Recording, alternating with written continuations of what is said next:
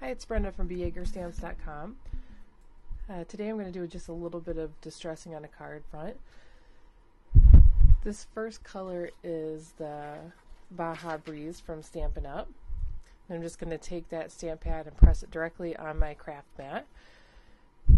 And the second color I'm going to use is the Old Olive. I'm going to do exactly the same thing, just press that ink pad directly down on the craft mat. Then I'm going to take a water spritzer and really liberally spritz some water over this area until the ink beads up pretty significantly. I want it really nice and kind of sopping wet.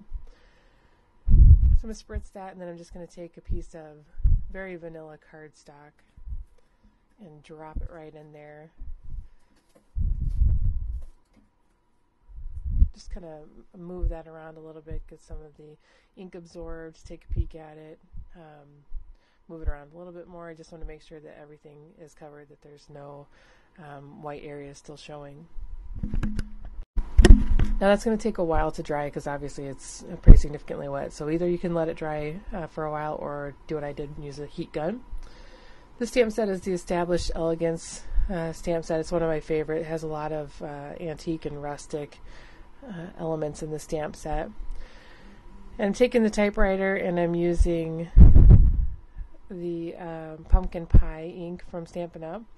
And I was going to re-ink that, and I decided just to go ahead and use the stamp off technique, so I inked it once and then stamped again. So that second image is just a little bit more faded. And really this is going to be a background paper, so I want the effect to be a little bit more muted than normal. The next color is Real Red, and I'm using this circular punch from the same, or circular stamp from the same set. It reminds me a lot of an old postage stamp.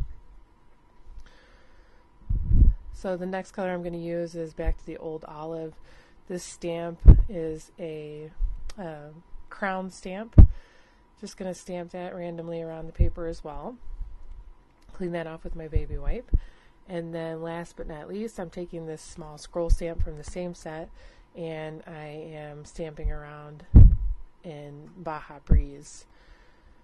This is a smaller stamp, so I'm actually doing quite a bit more stamping with it, kind of changing the direction of the stamp so it looks a little bit more random. And after all that is done, I actually dried it with a heat tool. You really don't have to do that. These are dye inks. They'll dry pretty quickly, but because I was going to emboss on top of it, I wanted it heat dried. So I'm taking my embossing buddy from Stampin' Up and just rubbing that over the whole entire card front. The embossing buddy really just works to make it so that your embossing powder only sticks where you want it to stick. Now this stamp is the Thanks a Million stamp from the Wordplay stamp set from Stampin' Up. And then back to the Established Elegance, I'm taking the Dress Form stamp and stamping those both in Versamark and on that card front. I love this dress form. It is such a nice, pretty detailed dress form, so it actually turns out really nice with the black embossing powder. So I'm taking my black embossing powder, which I keep in a Ziploc container just for a little ease, really. Tapping the back with the spoon, just trying to get the excess off. I'm taking a paintbrush just to get some of the extra that had stuck to the ink. There really wasn't very much of it, but I'm kind of particular about that. So put that away so I don't make a bigger mess. And then I'm going to use my heat tool to emboss those two images. That really never gets old. I love seeing that powder turn glossy. But it really makes that dress form stand out. It looks so good. It really brings out the details of it. So I'm just going to take that finished piece and place that on a piece of Baja Breeze cardstock. And then I want to add a little bit of 1/4 inch Real Red grosgrain ribbon. So I'm cutting a small slit in the fold of the card so that I can feed the ribbon through there and it will lie flat. So then that's the 1/4 inch grow grain from Stampin' Up. Just going to feed that right through the slit that I just cut.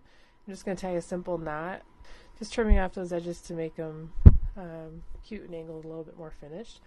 And then I'm going to take 2 mini glue dots, one underneath the knot and then one on the edge of the card, just to keep them where they belong. And there's the finished product. There's the details of that dress form stamp, and then the entire finished card. Pretty easy technique. I love the distressing. Thank you so much for watching. Please come visit me at bjagerstamps.com. Have a great day.